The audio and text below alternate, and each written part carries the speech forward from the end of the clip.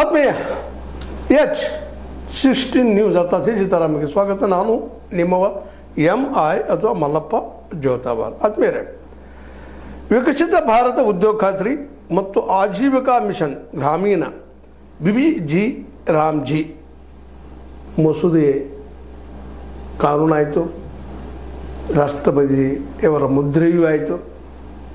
ಸಡನ್ನಾಗಿ ಎಷ್ಟು ಜಲ್ದಿ ನೋಡಿದ್ರೆ ಕಾನೂನು ಹೋಗ್ಬಿಡ್ತು, ಮನೆಯಾಗ ಮನೆಗೆ ಹೋಗ್ಬಿಡ್ತು.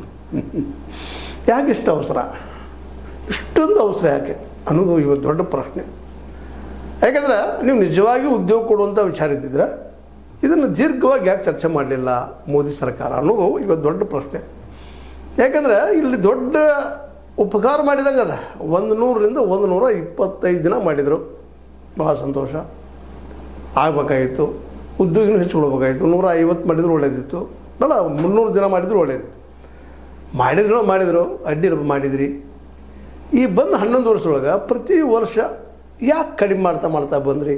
1 ಲಕ್ಷ ಕೊಟ್ಟಿದ್ದು 90,000, ಆಮೇಲೆ 80,000, ಆಮೇಲೆ 60,000, 100 ದಿನ ಇದ್ದಿದ್ದು 80 ದಿನ, 60 ದಿನ, 50 ದಿನ, ಇಷ್ಟು ಮಾಡ್ತಾ ಕೊನೆಗೆ ಬಂದು ಈಗ ಏಕಾಏಕಿ ಈ ಹೊಸ